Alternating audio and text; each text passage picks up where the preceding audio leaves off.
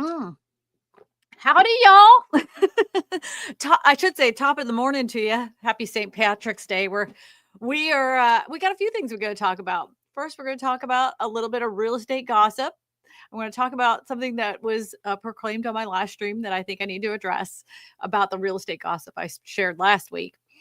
Then the other thing is we're going to be talking about some positive news for home buyers. You know, finally, we needed to hear some positive news. So there was an article that came out by Fox News. And we're going to talk about that a little bit more. And we have four call-in questions that came in today. Now, if you're asking where our tax guy is, well, we had a terrible storm that came in yesterday, and they moved the St. Patrick's Day parade, which he's a part of, to today. So that's why he promises he'll be here next week. If he doesn't show up next week, I'm never bringing him on again. But he should be here. I mean, he had previous engagements. He didn't think that was going to happen. So, life happens. So, first things first. Last week, I shared a real estate gossip story about a woman who had left a nasty message on on a receipt, right? And I want to make it very crystal clear because they were like, obviously, you know what you're doing because you're showing this article and it's political. And I don't want this channel to be political. To me, racism is not political. It's just one of those things that nobody should be doing, period. And if that got you upset and you think that I'm being too political because I called out racism and the girl lost her job because of it, I'm sorry. I'm not the channel for you because it ain't happening here. And if that's too political for you, so be it. I'm sorry. Move on. That's all I'm going to say about that. But this week we have a real estate gossip story, and this girl got into some hot water. And I want to explain that to you before we get into the good news about home buying. And the reason I'm telling you this story this week, last week I want to tell you because of the real estate code of ethics. This week I wanted to tell you this story because I wanted to show you how you cannot avoid being scammed from something like this. So, Eddie, if you could go ahead and show that story, please. Yes. Self-proclaimed real estate diva was actually a real estate deceiver in plantation, police say. So this woman right here stole about $200,000 in escrows.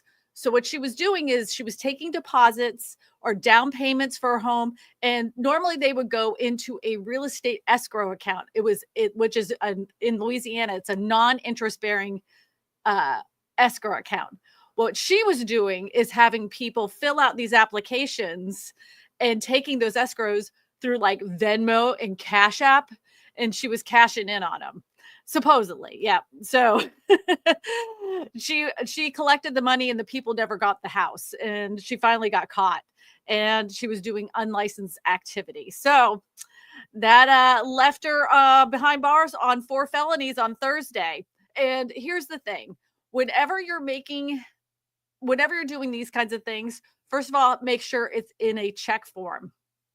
Secondly of all, whenever you're making out this check, you're not making it out to an individual when you're doing escrows or down payments or anything like that. You're making it out to the company and that or the company broker, because they have to hold it into an escrow account. In Louisiana, like I said, it's a non-interest bearing escrow account, and then you get that money back when you close on the deal. So yeah, that I just wanted to put that out there so you guys do not get scammed. Whether you're renting a house, whether you are buying a house, never ever ever ever ever ever cash app a individual that's helping you with your real estate contract. That should be going. If now I won't say that. Now I will say that some brokerages do have those services, but again, it has to be listed. You're not making that out to the agent that's helping you. You make it out to the broker. So I just want to let you know. So that's some real estate gossip. I like starting with a little bit of gossip. It's always fun. So yeah, don't do that. Don't get scammed. Yeah, I think she's going to end up in trouble. But innocent until proven guilty. Move on. All right. So the next thing we want to talk about. Hello. Thank you so much, Michelle. The next thing we're going to talk about, buyers, home buyers, man. They're going to get the upper hand this year. Looks like this spring. In some areas, man, they're gonna get the upper hand. I can't say that would be true for like places like New Jersey or whatever, but yeah. So what do you guys think of this hat? Eddie got this hat for me. It's kind of squishing my head right now. All right, Eddie, can you go ahead and put that Fox News article on there? I know he's having trouble with it because every time you click on the Fox News article, the freaking audio plays and you have to constantly stop it. And if you scroll down too much, then the audio plays again. It's so crazy. The US housing market becoming a buyer friendly market. Yay, finally. Average rate on a 30-year fixed rate mortgage is about 6.65%. That is down a bit. They're still saying, though, the experts, there we go with that audio. Those experts are saying, though, they're still saying that they're not going to go down much if they go down at all, and that we're probably in a more stagnant interest rate territory. But when I talk to people outside of the articles and everything, from what I'm hearing is that a lot of people that are, big time investors are investing more in the bond market, and that could make interest rates come down more because they feel like their money is tied into a safer bets with the bonds market. That is one of those territories I know very little about. I tell them to tell me, and I'm just relaying that back to you. Any further than that, I know very, very little. So it'd be interesting to see what happens. I would like to, because my friends on that side of the world, they always seem to be a lot more right than the experts in the article. So let's see what they have to say. Anyways, Realtor.com senior economist Joel Berner told Fox Business that now is a good time for buyers to enter the market after years of subdued transactions, especially in 2024, which shaped out to be the slowest year for existing home sales since 1996, according to the firm's data. And you know what? Most people would think at that time, if it was so slow in transactions, that should mean that the home prices come down. And in some areas, you're going to start seeing that. He believes the housing market is transitional from seller's market to a more balanced one with increasing inventory, more price reductions, longer time on the market, and lower listing prices compared to last year, which is all contributing to the current buyer-friendly conditions. Not only that, a lot of people are getting less afraid of the interest rate, right? So they know that they're locked in a way that, their current mortgage is like at, almost 3% or something. And the amount of room they have, or they want to downsize, it's kind of getting on them right now. And they're like, well, interest rates aren't going to go anywhere. I want to go and move anyway. So maybe I should start looking. So there's a lot more people that are actually filling out mortgage applications. Does that mean they're going to buy? Only time will tell. Only time will tell. Independent mortgage rates, we're seeing things move pretty buyer friendly in direction. He said that falling mortgage rates aren't necessarily indicative of buyer's market, as they can lead to a rush into the market, driving up higher prices. Founder of a $1 billion real estate brokerage, the agency doesn't expect to see the same level of opportunities for buyers as during the housing crisis of 2008, 2009, but he's confident the housing market is moving into a buyer's market. Like Berner, Uransky said that current market conditions are favoring buyers, noting that there are great opportunities for buyers to be aggressive and write strong offers. So the whole thing, I always say this when people say, oh, I can't believe this buyer underbid so much, and how dare they put in an offer so incredibly low. Here's the thing.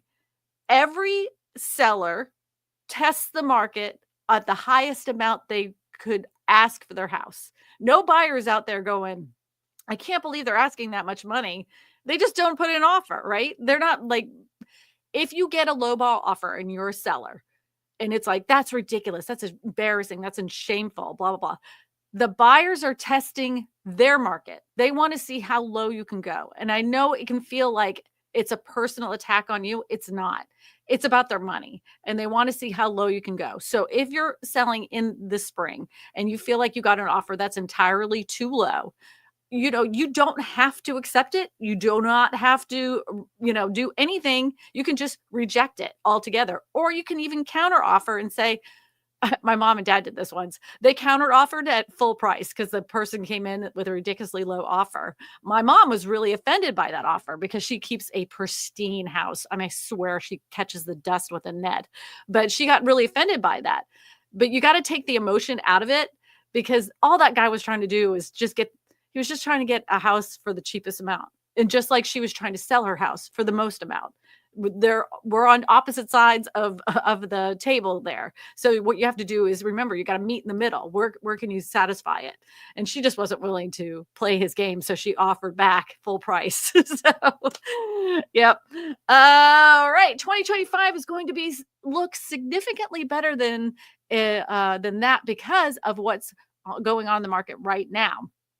A lot more options for folks, a lot better prices for folks, and people deciding that it might be a good time to get off the sidelines. So yeah, even in like places like Texas, I'm noticing like Texas, Phoenix, Arizona, Boise, Idaho, those areas that were super, super, super hot with high prices during the pandemic, they're starting to come down. And I've always said this, when you have an area that has a ton of new construction and things start leveling off, you'll see in those areas the housing prices come down even faster because they have so much more new construction in the area. If you go into more highly populated areas that don't have a lot of new construction, you're going to see those prices not come down nearly as much. They take a lot longer because of the fact there isn't a lot of options out there. There isn't a lot of inventory sitting there vacant. So that's why you're seeing it in those areas. Your Maskey said inventory is beginning to rise. As a result, sellers have become more lenient in with regard to price. And right now, Maskey said there will be likely more reductions in asking prices, though nothing too extreme. Well, we'll see about that. I think the home builders are going to start coming down on their prices too. Higher mortgage rates over the past 3 years created a golden handcuff effect on the housing market as sellers locked in record mortgage rates of 3% or less when the pandemic began, having been reluctant to sell, limited supply, and leaving a few options for would-be home buyers.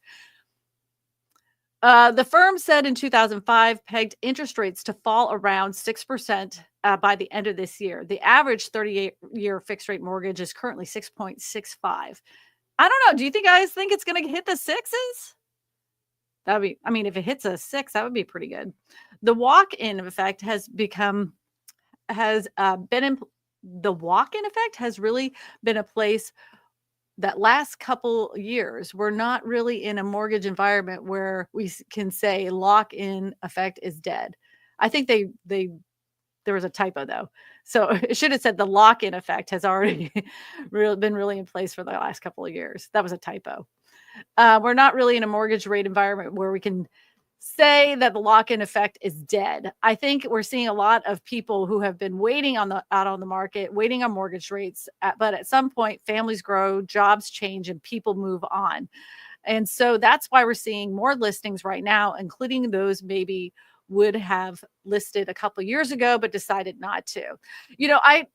I've talked to people that are like millennials and they got their houses during the pandemic, and the one girl said, I am not selling my house. Matter of fact, I'm so not selling my house. I'm going to be buried in the backyard because that way it can be considered a funeral home. And then maybe I can be taxed differently as well. She's like, there's no way I'm getting rid of this house. I bought this house and I'm dying in this house. And a lot of people feel that way especially with those rates as that low. They don't think it's ever going to be that low again. The number of homes sold, including homes under contract, increased by 18.2% compared to last year, according to the data. Homes also spent 66 days on the market, which was nearly a week longer than last year. Umaski said that the gap between asking price and sales price is widening as more buyers are bidding lower. A- As this trend persists, sellers will likely need to lower their home prices to make the sale. And I bet I've seen it here on my MLS in my little small town. We've had a lot of new growth with new construction here, and a lot of people with existing homes are feeling the pinch, and they're willing to negotiate more than they ever have. Um, I would say even all of last year, yeah, even more of last year, they were more willing to negotiate. Um, and you're going to see like headlines pretty soon saying, "Oh, the amount of listings for sale has jumped." And I don't want you to freak out on that. Don't think that everybody's doing a dump sale. Always in the spring, homes don't homes go on the market. That is very normal. We're still under supply. Like the amount of days on the market for a home before the pandemic was between 60 and 90 days. And we were pretty much in a flat market as far as like on the buyer side and the seller side. I would say it was like leaning more towards the buyer side because we had a lot more listings. Then of course the pandemic hit. So whenever you see those highlighted, headlines, they're basing their numbers for like the 5-year average, which doesn't even really make sense because 2020, 2021, 2022, 2023, I mean, anybody could have sold their house at that time because we had such a limited supply. So don't think that that's causing like a crash in your area. But anytime that you see something like that and you are concerned, please check with a local real estate agent in your area because your individual market, that little town, is completely different than the town next to you. So your town might be suffering, but the town next door may not. Like a factory in your area might have shut down, so a lot of people had to sell their houses, but the next town over, they still have their factories going and everything else is just fine. So that's why it's really important for you to work with local real estate agents when it comes to that. Oh, you know what? I'm totally off topic, and Eddie's going to be mad because I didn't have an article about it. But the Times, the New York Times, came out with an article about real estate commissions, and that it's been like 9 months since real estate commissions have like the new way we're doing real estate commissions has come out, and they were looking at the numbers, and they thought there would be a substantial decrease on how much was paid in real estate commissions with the amount of sales. And do you know what they found? Not much has changed. I mean, it's come down a little bit, but not that much because honestly, the real estate process hasn't changed that much. And the negotiation for commissions between the buyers and the buyer's agent, and then the sellers and the negotiations for the contract, it ends up being the same. The sellers are willing to sell their home. They know that the buyers, in a lot of cases, don't have that commission available out of their pocket. So they're willing to pay it to get their house sold. So the cost to buy a house with real estate commissions has pretty much remained pretty unchanged. Very little came down, but it did come down. So that's interesting. You still can negotiate. You always could. Just wanted to throw that out there. It was the New York Times that came out with that about real estate commissions. I saw that on the old Facebook and read that article this morning as I was drinking my tea.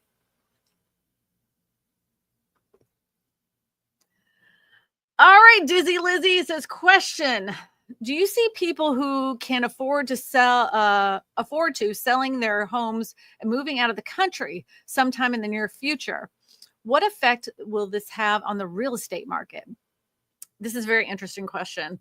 And I have been seeing probably since over the last 5 years, more and more people contemplating it, but not so many people actually pulling the trigger and doing it. I would say that there is an increase of interest in people wanting to move to different countries. I know for a lot of retirees, it's because of the cost of living, because the cost of living here in the United States has gone up so incredibly high. So they look to places like Portugal, Thailand, Vietnam, Costa Rica, Mexico. There's so many different places they look at because the cost of living is so much less. And so they're like, you know what? I'd rather spend my retirement money and years in a place that my dollar can go a lot further. The research for that, and you can look on Google Trends, has gone up quite a bit. Even I just think a lot more people are open to the idea. They're questioning if they should do it or not. But I think the whole it's an idea, but I don't think anybody's really pulling the trigger to the point where it would affect the housing market at this time. I think it's a lot more common now, a lot more common. But I don't think it's enough to affect the housing market. That's my 2 cents on that. I will say though, while we're on the subject, a lot of people are selling their homes that are Canadians. Are selling their homes across the United States. I've been noticing that on so I'm on a part of all these like real estate groups where real estate agents like air out their grievances, and they're all complaining that like a lot of them are saying, oh, my client wants to sell because of the political climate, and what should I do, what should I say? And I'm like, they want to sell their house, it's their choice, let them sell it. Like whether you agree with it or not, they want to sell it. You are the agent, you go ahead and sell it. But those posts in those groups have become a lot more common. Oh, look at this. America's interest in moving abroad is about to go into overdrive. These are the easiest countries to immigrate to. I know that if you have any kind of like once removed ancestry to another country, it makes it a lot easier. I'm not reading that article. You've got to be out of your mind. I'm not reading it, but yeah, the interest is there. The interest is there. Yeah. And like, I read somebody with the tariffs coming in effect and everything else. Some people are just kind of like, you know what? I just don't want to do it. Eric the Blue says, sure, there should be an increase of housing supply this spring and interest rates aren't horrible, but homes in general will be too expensive for many. This is certainly true in Denver. Yes, Eric. And I'm sure you're seeing home prices come down a little bit, but how much is enough? Because, you're correct. The median priced income for an individual or even a married couple usually do not meet the median priced homes in the area. And then the homes they can afford in that area are in such disrepair that most likely they can't get a loan on it. Because I don't know if you guys know this, but like a lot of the first time home buyer loans, if the home is in a certain condition, they're like, nope, we are not investing over 100% of the loan value in a house that looks like it's going to fall down. That's a risk to the lender. So they're not going to do that. So it makes it very difficult for a lot of people. It's just not low enough. That is correct. You are correct. MH08 says, if the housing market goes down, that's going to put a financial stress on cities in a couple of years down the road. You think so? What makes you think that? Like more people are going to move towards the cities? Or do you think it's because cities have more resources for people that don't have a home? Is that what I want to know? Tag me and let me know what you think. Because I don't know, like Eddie and I back in 2008, when Eddie and I were just young whippersnappers, Eddie lost his job and I was a brand new real estate agent in an area that I just moved to. And we had 2 small children. And I was like, what the heck am I going to do? And I have to tell you, this small town who had no idea who these Yankees were came through and really helped my family. Like, I will never forget that. At one point, I bought my daughter a pair of shoes, and there were those shoes I could afford at that time. And as she's walking, she would do this thing where she grabbed her feet and then she pulled the soles off her shoes. I had just bought those shoes 5 days ago. I had not enough money to buy another pair of shoes. And her teacher called me, and this is preschool, by the way. Her preschool teacher calls me and says, her shoes are falling apart, like you're going to have to buy her a new pair of shoes. And of course I start crying. I'm like, I can't afford to. And I explained the whole story to her, and I was super, super, super embarrassed. Do you know that school bought my kid a nice pair of, I think they were Adidas or Nikes or something like that. They bought that for my kid.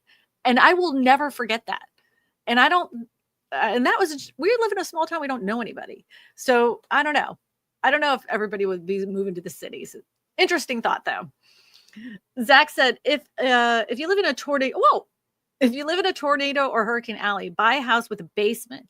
If you live in California, buy a house with fireproof on the outside. The one thing about Hurricane Alley, I don't know if you know this, Zach, that a lot of areas can't have basements because they're below sea level. So here in Louisiana, parts of Mississippi, even Texas, we do not have basements. There's no basements because they flood. They flood like crazy. So we don't have a basement. I think, but there is an ability to build hurricane rooms, kind of like tornado rooms or safe rooms. I think that's going to be becoming more and more popular as the weather gets more crazy. Because I don't know if you saw those dust bowl things going on through Texas. I was like, oh my God, I feel like I'm watching an old movie. It's wild. Homes in Florida were reasonable 4 or 5 years ago. Now they're 100% over and need 100% in need 100K in reno plus finding insurance. You make a good point, by the way, about the insurance. That is another thing that a lot of people haven't put into perspective. I saw a guy, I mentioned this before. I saw a guy who bought a brand new house in Texas, and he was really excited about this house. And his property taxes and his insurance was all in escrow. The following year, because it was a brand new house, the property taxes were only estimated for the land. It was not estimated for the house that was put on that land. So when he got this new property tax bill, not only was he short in escrow, so he had to write out a check for that. Now his bill had gone up $300 because it wasn't just the property taxes, his insurance had gone up as well. And he's like, I know for some people, $300 extra a month isn't a whole heck of a lot, but with everything else I'm paying for now that's costing me so much more, I don't know if I can afford this house anymore. So he may have to sell. And I think a lot of people are going to be facing that situation, whether they bought a brand new home or not. Insurance costs and property taxes can kill a housing payment, especially if that's what you've budgeted for. It can be a lot. I know ours had doubled at one time. And my husband had to get a new car, and just like so crazy how much we have to pay for auto insurance. Even all insurance has gotten really expensive. Wes says housing market is slowly trending to a buyer's market, seeing price reductions in listings in my area here in central North Carolina. Well, that's a plus. I don't want any sellers to lose their shirt. Like, I don't want to see a repeat of 2008. But I think if we got to a more realistic housing market and housing prices where incomes can match the cost of homes, I don't think necessarily that's a bad thing. People that gained 150 to 200% in equity in their house, if they have to come back down to 175 or back down to 150 or even 100% equity, I mean, did they really lose anything? Because a lot of people say, oh, I lost $100,000 in equity. No, you didn't. You didn't have it for sale, and this is what you paid for it. So just be glad you have equity in it. I mean, it's all relative, it's only really worth what it's worth when the time you go to sell it. Even though it was at the height of the market at one time, doesn't mean that you lost money. You really didn't lose anything. That's what it costs to buy a house today. So to have a little bit more balanced market would be a good thing. I'm not opposed. I am not opposed. Oh, Eddie, we have 3 calls that have come in this week, by the way, or 4 actually. Before we get to the calls, Peter has a question. How can it be a buyer's market when almost all people couldn't qualify for a loan to buy at these prices? Most people couldn't buy a house they live in if they had to today. There's so much pent up demand. You'd be surprised. It's always shocking to me how many people still can afford a house today. Mortgage applications right now are up. So there are people anticipating to purchase. You got to remember too, that a lot of people get down payments, especially when they're buying their first house, from family members, like their mom, their dad, their grandma. They're willing to give them that down payment for a house. And not only that, some people are not afraid to dip into some savings, 401ks. I mean, right now, don't look at your 401k, by the way. Just don't. Just walk away from it. Walk away from it. But a lot of people, like I saw during the pandemic, cashing in their 401ks. They took the penalty. They didn't care because they were wanting to buy a house. At the time, I thought it was stupid, but then afterwards, I was like, maybe I wasn't as stupid as I thought. They're like, they were pretty brilliant to do that, honestly. But a lot of times you can borrow against your 401k. You have to look at your terms. If you're buying a house or some kind of life event, they'll let you borrow it for less of a penalty. And there's all sorts of different rules when it comes to that. All right, Eddie, go ahead and throw up the first call. I think that one's from Clarence. Do do do do do do. Do you want me to put it up, Eduardo? Clarence, St. Paul, Minnesota. You're talking about mobile home parks right now. We have a mobile home park in one of our first growing suburbs that declared themselves their own city. And during the COVID, they got $5 million over 4 years to improve their mobile home park. Wouldn't it be a lot? Why did it pause? Eddie? Hello? What happened? Eduardo? What happened? What happened? Anyways, his whole question has to do with mobile home parks. Eddie, I think there was just a pause in that. I think there was some blank space. If you fast forward a little bit, there was a little bit more because he wanted to do something with tiny homes. The first part of that question, though, has to do with how did they get $5 million to declare it a city and everything else. I'm curious to find out if maybe they worked with a company called Rock USA. And what they do is they work with the residents to buy out the park. And they use a federal loan package in order for all the residents to make that mobile home park a co-op, and they get a amount of money to fix certain things in that park over a period of time. And I'm curious to find out if that's what they did in order to get that $5 million, because it's not like $5 million at once and they don't get a check in the mail for $5 million. They're allocated $5 million and they have to use it for things in the park, and they have to show it that those things were repaired. So, Clarence, St. Paul, Minnesota. We can scroll. You're talking about to run a mobile home park if you got $5 million from the government. She's talking about basements too, and I'm trying to make some tiny home things with the basements. This mobile home park I'm talking about, the trailers on it are like 60 and 70 feet long. I could put 3 tiny homes, 2-story with a basement, on one spot for a trailer.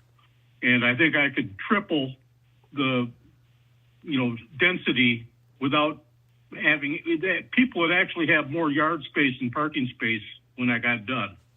So that's my other deal. Carrie Taro has another podcast, YouTube thing that I like. See you around.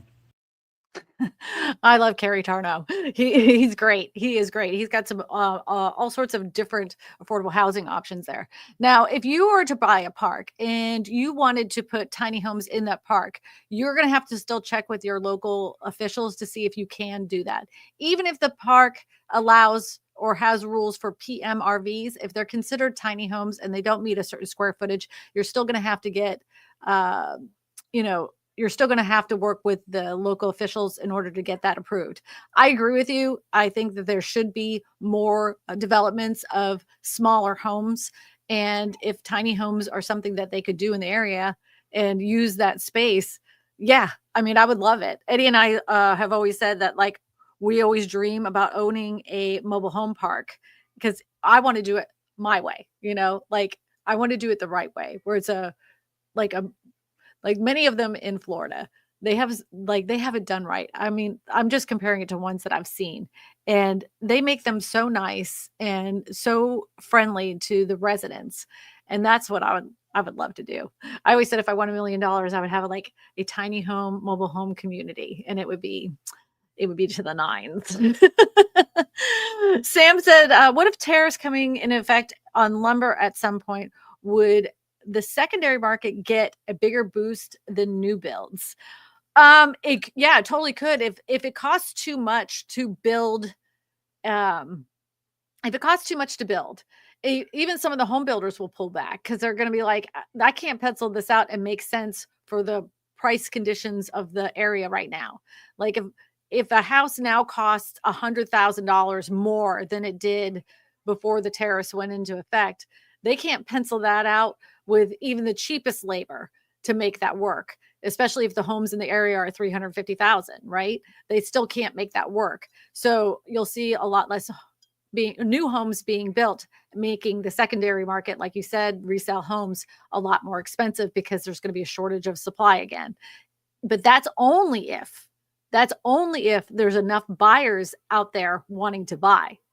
If you don't have enough buyers, if the buyers are looking out there and going, you know what, interest rates are too high, I don't really feel great about the economy, you're going to see sellers start dropping their prices even more. Consumer confidence plays a lot to do with all economics, and you're seeing consumer confidence drop as well. It's going to be an interesting spring because it's going to be a catalyst to what's to come down the road, especially in the housing market. It's going to be interesting. Del Chavez says, I hear that in Mexico, the Mexicans are getting mad at all the expats because they're driving up the prices. I have read that as well. I read that during the pandemic, that in some areas, like rental prices had gotten obscene, and a lot of people that lived in the area that were like letting their kids move out, they couldn't find any place that was affordable when in areas that used to be affordable. And I think some mayor was like, oh, we're going to kick them all out, blah, blah, blah. I haven't heard much since then, but I had heard that before. I had read a story about that during the pandemic, that the prices got too much. It got too much. We have another call, Eddie, if you could put it up on the screen. I don't know what happened to all our calls. MH08 says if property values go down, they'll reduce property taxes. You would think, right? So back in my day in 2008, so property values did go down, right? And our property taxes went down. Just a wee little bit, it. And then the property values like remained flat for a long period of time. And do you know what? Property taxes still went up, even though the housing prices remain flat. They still continue to go up. They're going to get their money. You know how they are. Christina, are the newer homes being constructed with earthquake technology? I think in some, well, like in California, they have to be. But in areas that aren't real common to earthquakes, I don't know if they've added any kind of requirements for that. I know that builders aren't going to put that in there willingly unless there's some mandate that makes them do that. Like in our area, we have to have something in our attic. They're called hurricane straps, and they're just these little clips that they put on to the roof so that way they don't fly off in one big piece, because we have these really high roof pitches that are weird looking. But they wouldn't have done it unless they were required to. That's for sure. And it was no skin off their nose. It was just a little tiny metal clip, but they had to be told to do it before they would actually do it. Yeah, earthquake-proof houses with 3D concrete printing. Oh, can we talk about 3D concrete printing really quick? So 3D concrete printing still has a way to go. Everybody says, oh, this is the solution to the housing problem. They can make a house in less than 45 minutes. It's not there yet. First of all, the machines themselves, to build your individual house, to build one house with a 3D printed house will cost you more than it would with a traditional home or modular home or any other type of home, mostly because the equipment required to print that house is very expensive and extremely, extremely heavy. Now, because it's a new engineered type of system, you have to have special engineers watching over the entire pour the whole entire time. So, as well as I do, when you have to get specialized engineers, what does that do? Costs more. And they haven't even explained what their concrete mix, because it's a secret formula. What is the secret formula? Is it going to cause off-gassing? Is it going to make us radioactive in the middle of the night? What is this secret mix? We as a public who is buying their homes should be told what is in this secret mix. And I know it's like, oh, it's a trade secret, blah, blah, blah, other competitors, da, da, da. Give me a break. Because I don't want to buy a house and then 30 years from now find out my hair all fell out because of the concrete mix.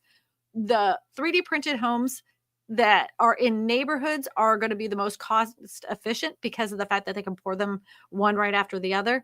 They usually pour them like pretty quickly. The thing about it is that once those are poured, right, it makes those toothpaste looking walls. All the walls have the stripes right on top of each other.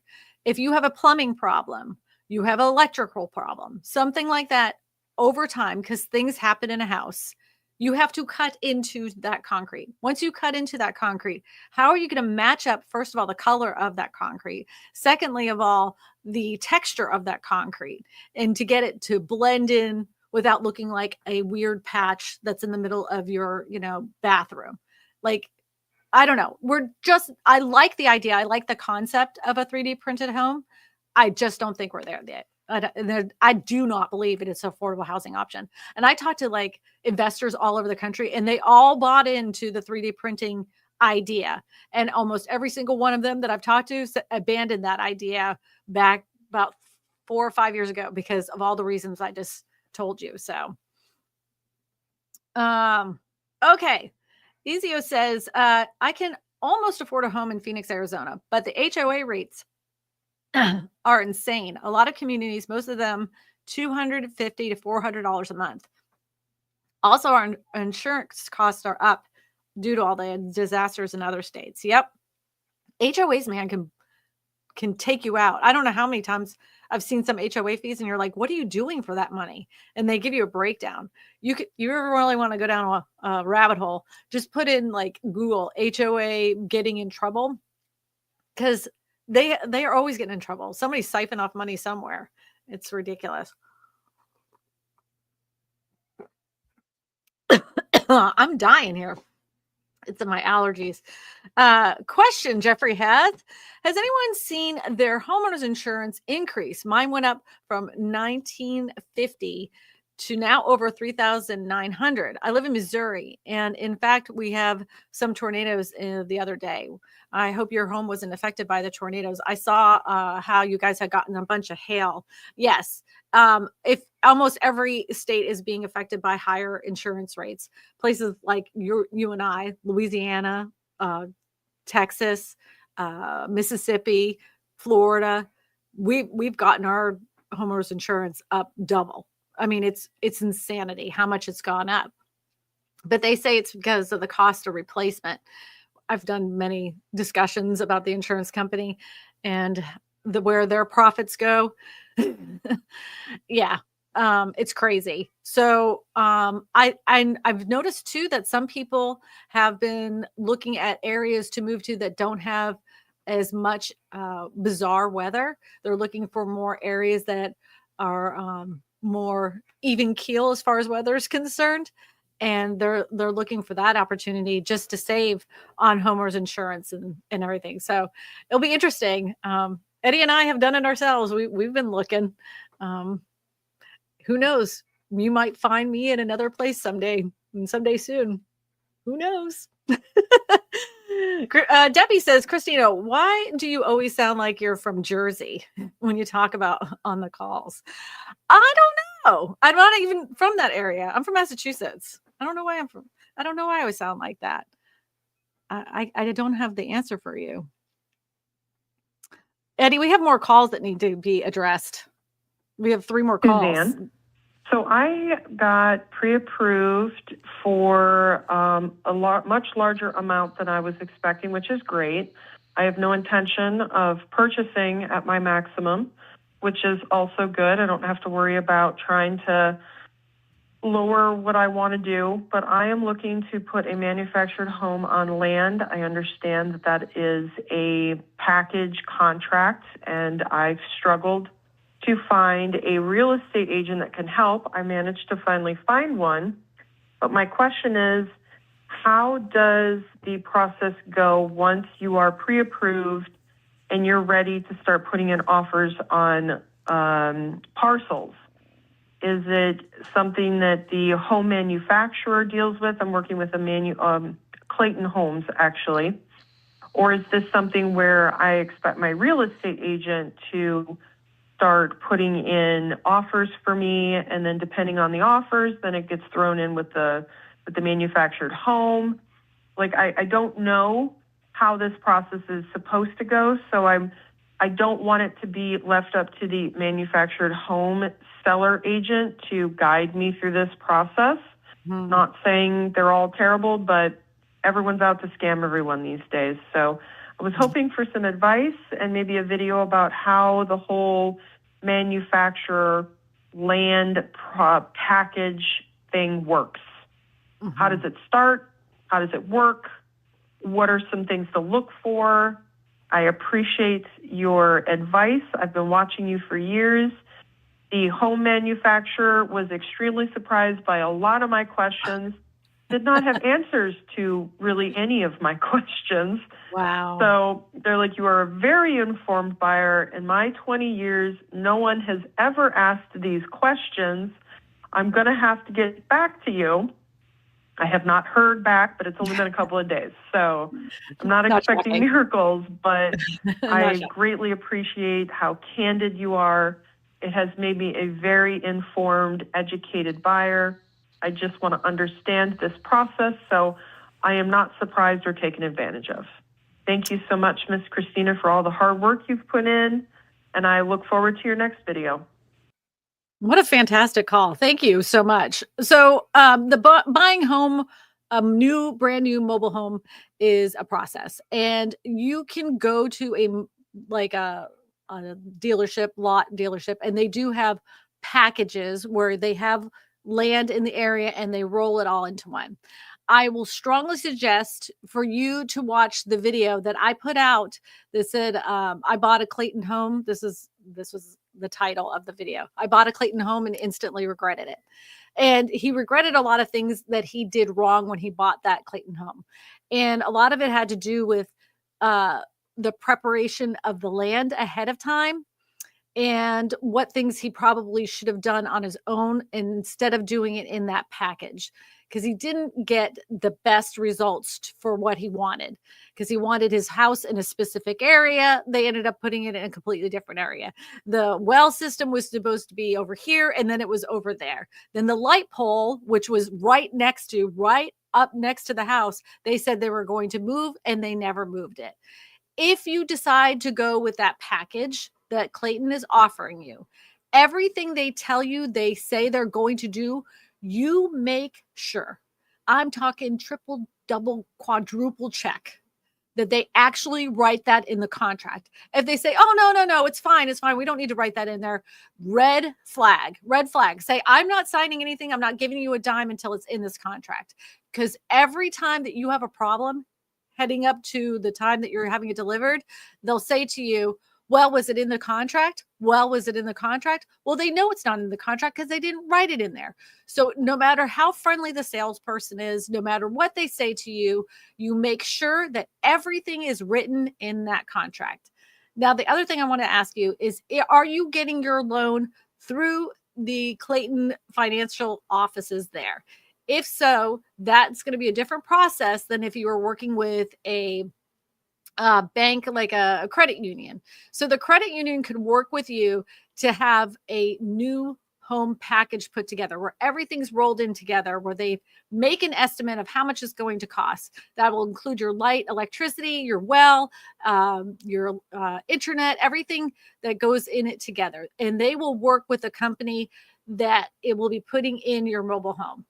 And so that process is completely different. And your real estate agent can work with your specific lender that you choose to use. If you're using an outside lender from the one that's internally with the mobile home company, it's going to be a lot easier for her as well. So those are two questions I need to ask you to understand how to help you. But I personally would tell you this. I would get my own light pole and I would have it placed for myself. I would get the plat map out of there and I would have the well put in correctly, because it's probably going to save you money instead of having them do it. I'm going to let you also know this, that a lot of mobile home companies are not required by law to have licensed professionals do these procedures to your land. They may not even be licensed to do the things that they're doing to your land to get your home put there. I'm not saying that's true of your area. I'm saying that's very possible. So if it was me, I would hire licensed professionals to put out the light pole. I would hire my own licensed professionals to put out the well. I would hire my own professionals to put out the slab pad and the driveway. The only thing I would have them do is put out the house. And all of that can be done with a new home loan or new home construction loan within your lender. So that's that. I hope I answered your question. Yeah. So Summer says, question, if tariffs begin to affect new home builds, do you think they will take the time to build quality first? No. No, I don't. No. You can see denigration of quality of homes being built since the pandemic. I'm not saying all home builders, don't get it twisted, but it like all you have to do is go through any Facebook posts, anywhere on social media. A lot of home inspectors do videos about some of the biggest names in new home construction building pretty crummy products. I saw a video 2 weeks ago of a home inspector saying, look at these houses and what they're going to put the brick over, because it's just a brick overlay. And he was like punching a hole because it was just this like material that honestly shouldn't have been used for putting this brick overlay. And sure enough, cardboard. Yeah, it was like some kind of cardboard. It was cardboard. And then like 3 days later, they had a huge windstorm. And so he drives his car through the same exact neighborhood, and all of those houses fell over like matchsticks. All those ones that had the cardboard around them for waiting for the brick to go up, they just collapsed. And then there were several houses that were already built. And if it was me, I would be freaking out. If you are building your own home in a neighborhood or whatever, you can have a home inspector go to every part of the home building period. Now, some guys that are the work officials on the thing, they're like, oh, you can't go out until after blah, blah, blah time. You tell your home inspector and you pay them extra to go out there whenever they can go out there, because stupid things happen. I worked with a guy who they had the slab poured, and during the framing process, I just so happened to drive by, and the framed house was over the actual slab. You could see an actual hole all the way down. And do you know that what they did? I mentioned this to them. I'm like, this isn't right. Like the frame is off and you got a hole. So we go back out there the next day, and all they did was try to fill that hole up with cement. You can't do that, and it wasn't even like the whole thing was crazy. So go ahead. Some states have actually put in the laws that inspectors cannot go into the attic or climb the roof anymore. So they're making it harder. But that wind one where the houses collapsed, that was in a neighboring state of ours, not naming any names. Right. But the thing is, if the state law says that the home inspectors can go on the roof, it doesn't matter what the home builder says. If the state law prevails over anything that the home builder has contracted, builders are getting state laws put in. Oh, I gotcha. Well, yeah, just you have that checked, and you have it checked twice, because we all know who's naughty or nice. I don't have to say the name. Somebody mentioned it in the chat. I didn't say it. You did. Lefties Play Right. He says, question, where are Florida sellers moving to? Now that a lot of coastal areas are being redlined by insurance industry, are they just staying put and taking their chances with the next hurricane? So there's two things that are happening. A lot of people are snowbirds in Florida, and they had these second homes on the beach. Some of them are like, well, I had this paid off years ago. I'm just going to wing it a prayer, like I'm not even carrying insurance. Forget it. Whatever happens, happens. And they're willing to take that chance. Now, other people are saying, I can't afford to take that chance. I still, I already did a refinance. I have to go ahead and try to sell it. So you're seeing some areas, coastal areas, that are getting a lot more listings. And it's for numerous reasons, but a lot of it has to do with the insurance. So, yeah, we're going to probably see a lot more of that this spring. Rick Smith says the secret mix or formula is actually pancake batter. Could be. Saw some. This is a true story. There's some 3D built homes that are made of mud. They're a secret mix of mud. Just mud. Some kind of clay type secret formula of mud. Joseph Lynch says, Christina, I'm 100% disabled veteran. Thank you for your service, friend. I just wanted to buy a simple home with a lawn, no HOA. Would like the taxes to be what I paid for it. Period. Any chance? Not any state that I'm aware of. Now, here in the state of Louisiana, you do get if you're a disabled veteran, you do get a tax break, property tax break. I can't remember. I just did the video on it too. I can't remember. I think it's like, is it 65% or something like that?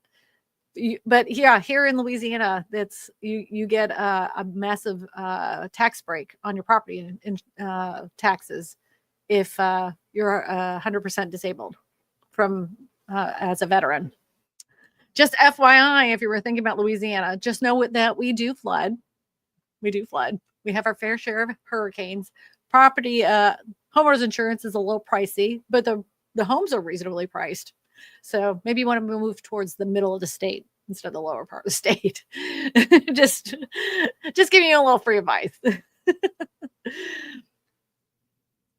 Property taxes are collected in counties.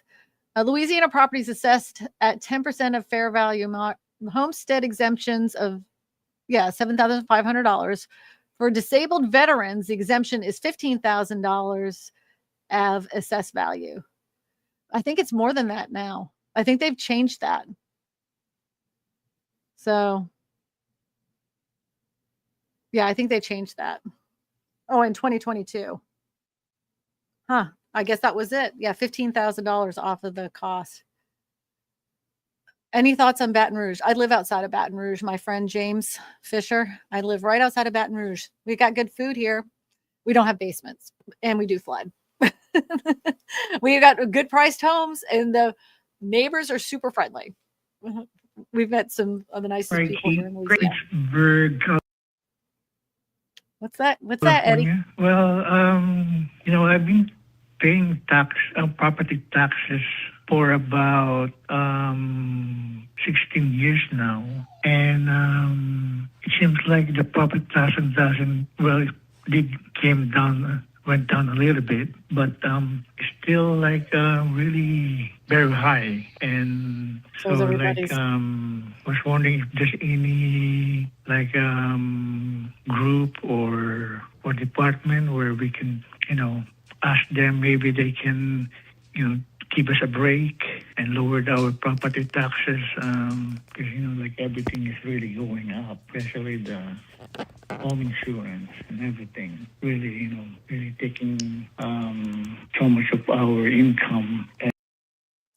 Okay, his question goes on for the same amount of time. Like, he's basically saying the same thing again, because he's really looking for ways to drop his property taxes, because they're hurting him. This is what I tell you to do is, I know you're kind of nervous about having your property assessed, and you're afraid that if they're going to come back out there and assess your property, they're going to make it go up. The way that the property tax assessor's office works now, they take a drone up in the air and they mark out your territory. They know that if you put down a new shed or you put out electricity, they know what you do to that property, whether you ask them to come out there and recess it or not.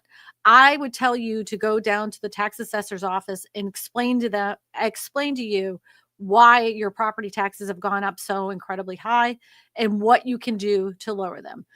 Now, I know that you were asking about lawmakers and what you can do there. You can always reach out to your governor's office, your tax commissioner's office, and ask them what you can do to lower your property taxes. If you happen to be over the age of 65, a lot of states have a homestead exemption for people. And I know that you asked about freezing your property taxes as well. Freezing your property taxes is different for every specific state. So the term freezing your property taxes may mean something completely different in California as it does here in Louisiana. So I would ask somebody local to your area, go to a title office, go to a real estate title office, and ask them what it means to have your property taxes frozen. And does that mean that when you go to sell your house, they remove that amount of tax from your equity? What does that actually mean?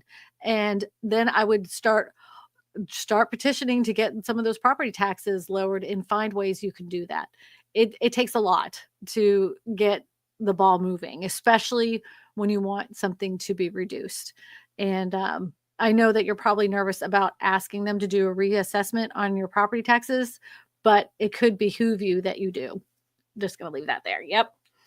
So GS Excellence says, Miss Christina, have you been able to revisit Boxable again recently? I've been seeing their latest ads and video clips on Facebook, and they seem to be more smug now, even commenting on a Musk purchase. Okay, so I don't know if you know this, but when Boxable first started, they were trolling Elon Musk way back when. And they kept commenting and trying to get Elon Musk's attention to pay attention to their little houses. Well, it worked. It worked. He was able to have one of those Boxable houses put on SpaceX. And I think, over there in Austin. And I think that was over in 2020, maybe 2021 that he did that. He's never lived there. He just has it there. He even put it like his kids' play set out there. He claimed that he lived there, but from people that I know, that thing has never been opened. It's just a box that's sitting there. I have not been back to the factory since 2022, I think, 2022. I was out there, and my whole thing was that I wanted to see people that had been to my channel that actually purchased one, put a down payment for one, have one in their backyard.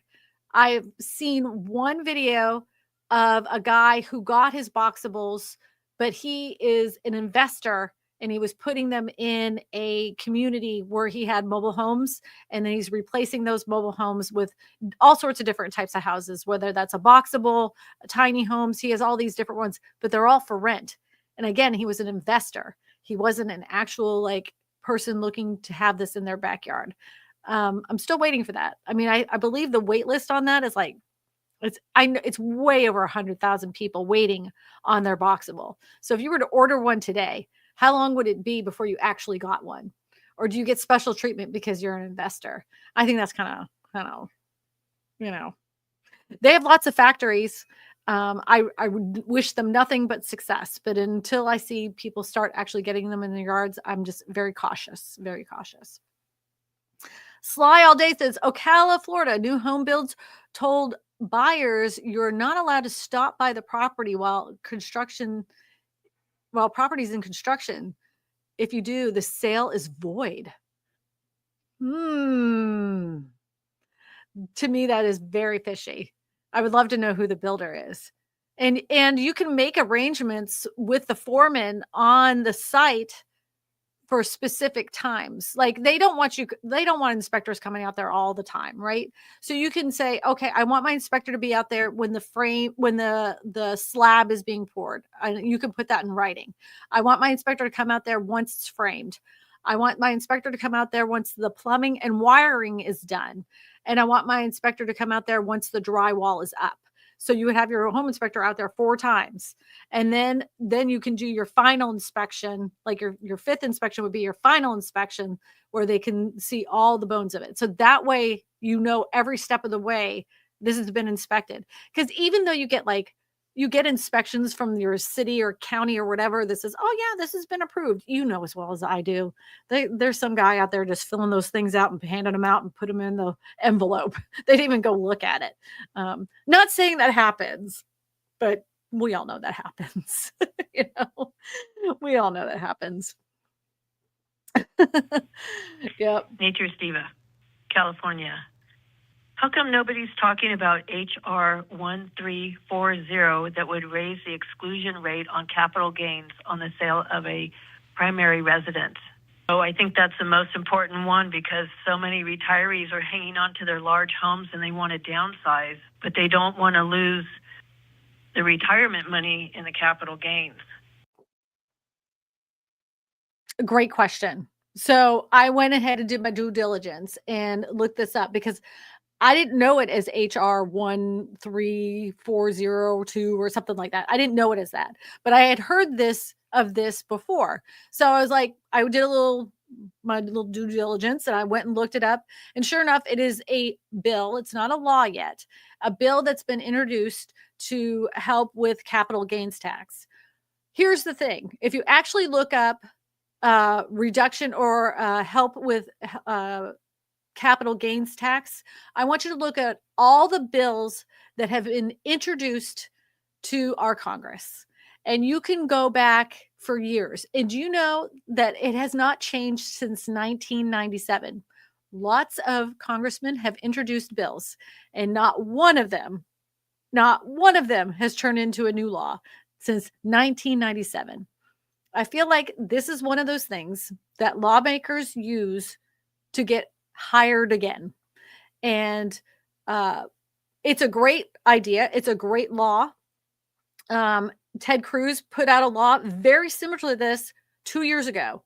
There was another, this has gone around many times. It needs to be readdressed. Will it ever make the floor of the House or the Senate? History has shown us no. And I would like for it to be addressed because you're right. There's lots of people that have a ton of equity in their home and would love to downsize, but the fear of capital gains tax taking away, because it's a ridiculous amount of money, taking away so much of their equity that they need to survive, keeps them locked in their home. I agree with you. It's terrible. I don't know if it's going to go through. If it goes through, then I would gladly make a video on it. But it's for now, it's just words on paper until something actually happens. Who's on first says, is the Zillow home property tax estimator accurate? Is there a way to get the best estimate of what you will pay for taxes on a home you buy? The tax estimator is pretty accurate, but I will tell you the Zestimate for your home is not. So, I mean, I'm going to be honest. Sometimes it's accurate, especially if you're in a very, like the city or a very compact area. But if you're in a rural area like my area, because all they do is take a circle from your address, draw a circle all the way around from your address, and you being the center point, and they take all the home sales that have happened in that area from your house. That could be a mobile home, that could be a commercial building, and then they average that out for the Zestimate cost. And one of our moderators, I don't know if he's in the chat. Yeah, he is. Lawnmower. He goes into Zillow all the time and plays with the numbers. And sometimes he'll say he has 10 bedrooms and 1 bathroom, and he likes to mess with it. The actual estimate of the cost of your house or what it could be listed for is probably not, but wrong, completely wrong. I would get with a real estate agent and ask for a CMA, cost market analysis, to find out what that is. But as far as the taxes are concerned, they're pretty close. They're pretty close on that.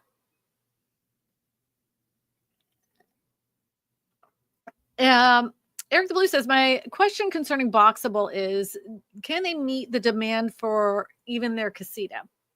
Currently, they can't. They haven't filled their orders. They've done lots of government contracts.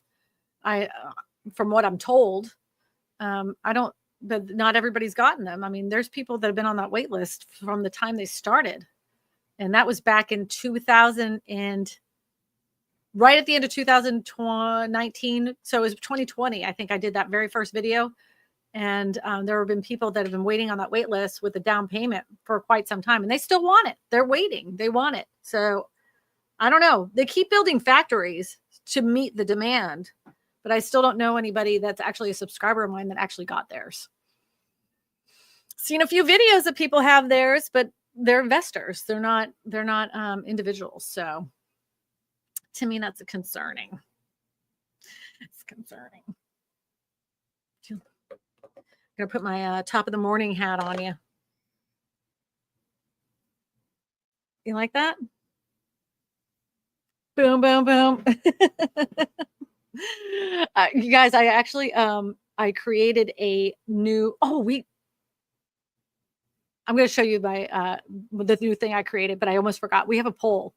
Debbie or Lawnmower, can you tell me the results of the poll? Because I really wanted to know if you think that what's going to happen with home prices. So what does the poll say?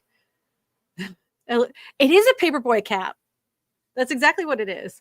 Look, it's called the Irish Rose, and it's from a company not sponsored. It's called a Boston Scally Company. They're not out of Boston. That's just what they're called. Yeah. What are you doing, Eddie? They're out of Philly, and if they want to sponsor, please feel free. All right. Are you going to pull that thing up for me? Or did I even finish that thought? Which one? You're asking Debbie or Lon to put the poll. The poll question. Yeah, they're going to put the poll question out.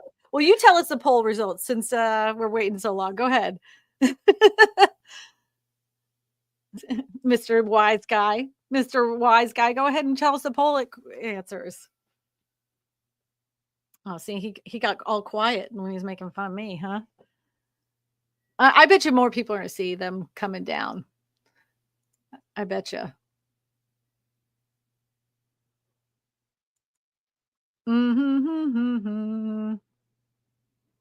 All right, we got some answers here.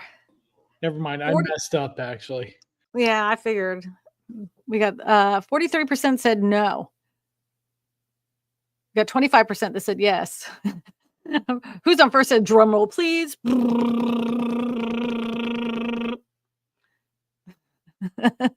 Yeah, I wonder how many people said they didn't know.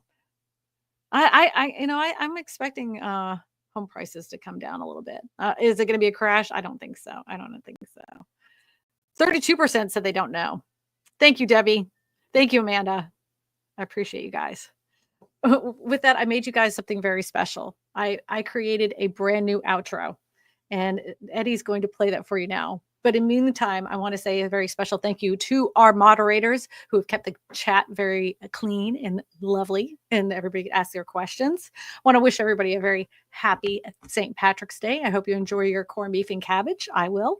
And until then, you guys can go ahead and post your questions, but call the live stream number. Call it and leave a message, and we can listen to your questions on the screen. So you can do that.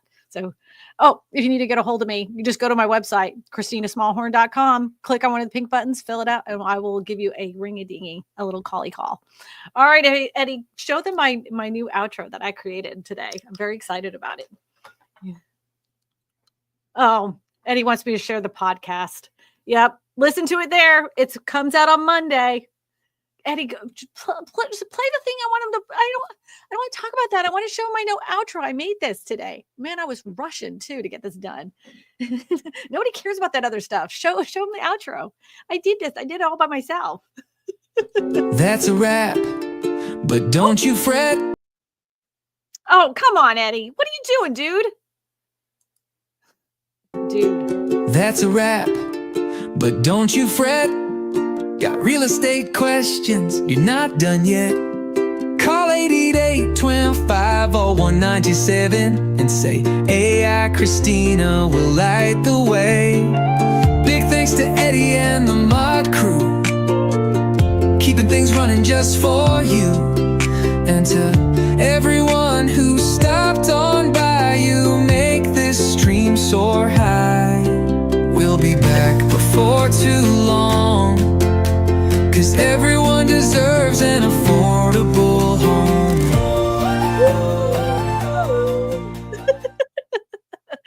All right, everybody.